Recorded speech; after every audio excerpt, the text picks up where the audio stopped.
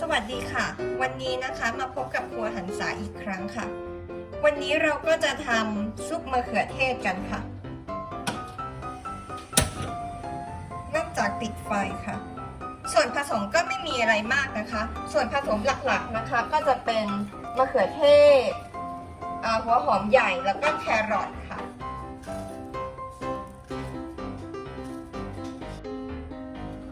ขั้นแรกนะคะเราเติมน้ำมันมะกอกไปค่ะแกะให้ทั่วค่ะเดี๋ยวหม้อไหม้จากนั้นนะคะเราก็จะเอาเนยค่ะ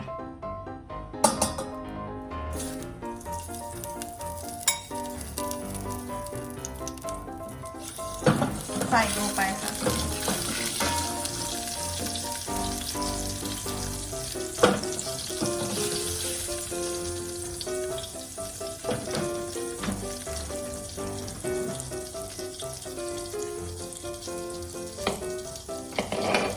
แล้วก็กระเทียมสับนะคะ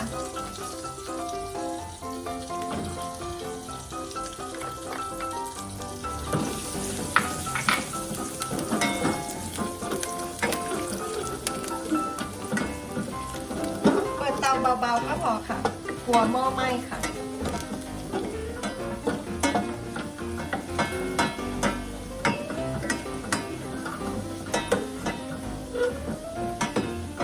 เดี๋ยวสักพักกลิ่นของกระเทียมนะคะก็จะออกมาค่ะ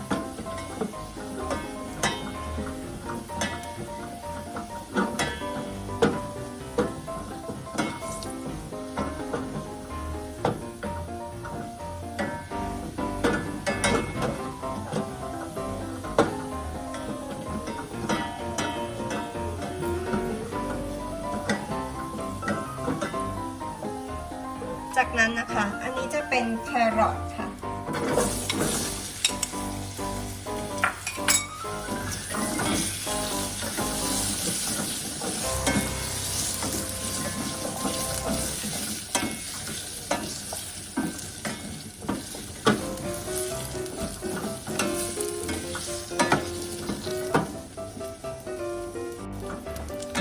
จากนั้นนะคะเราก็จะใส่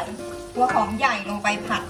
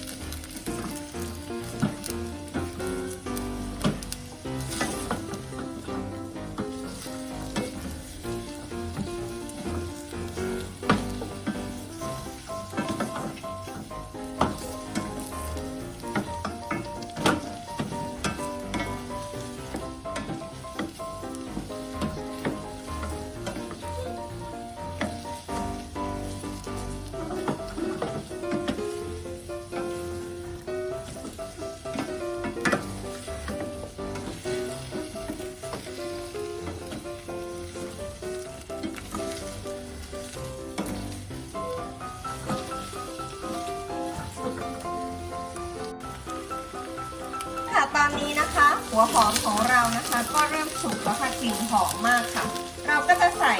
มะเขือเทศลงไปค่ะ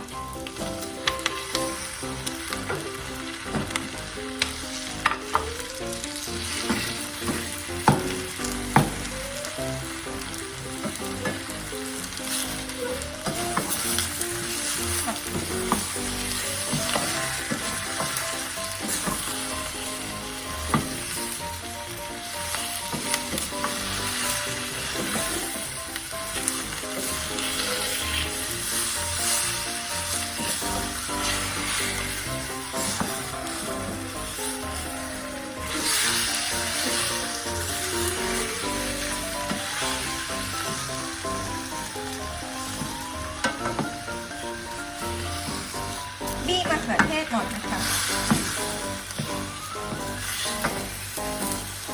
น้ำจะได้ออกค่ะ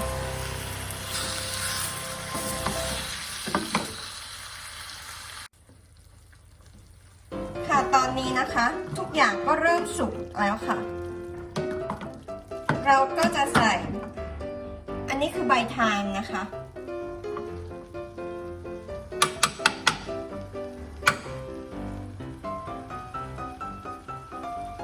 แล้วก็ใส่เกลือไปนิดนึงค่ะ แต่ว่าอันนี้ของเราเดี๋ยวเราจะใช้น้ำสต๊อกนะคะ ซึ่งน้ำสต๊อกของเราใส่เกลือไปแล้วค่ะ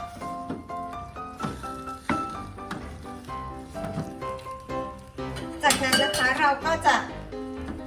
ใส่น้ำสต๊อกไก่ค่ะ หรือใครจะใช้น้ำสต๊อกหมูก็ได้ค่ะ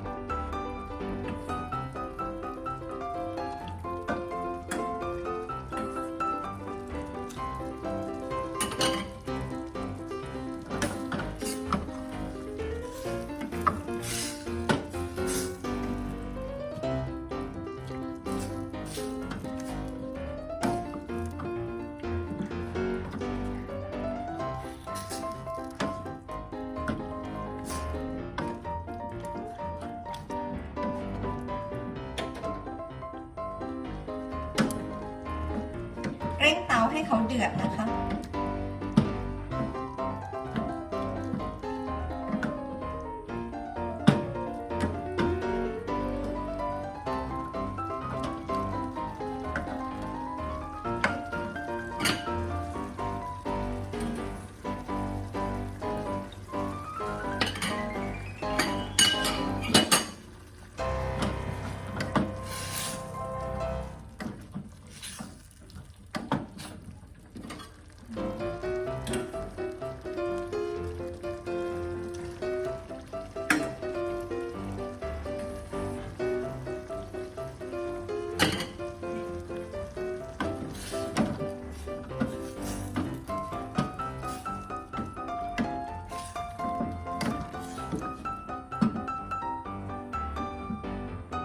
ตอนนี้นะคะเราก็ต้มเสร็จแล้วนะคะ จากนั้นเดี๋ยวเราจะเอาไปปั่นค่ะ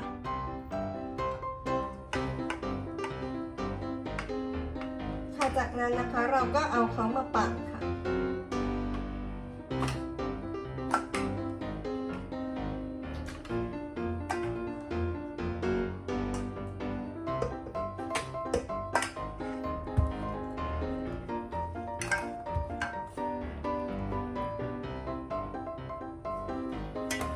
ปั่นเลยค่ะ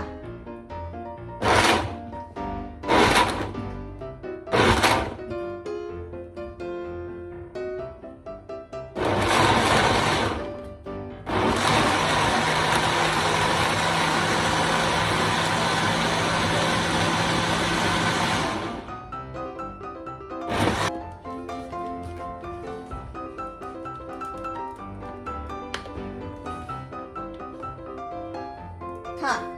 นี่เราก็ปั่นเสร็จเรียบร้อยแล้วนะคะ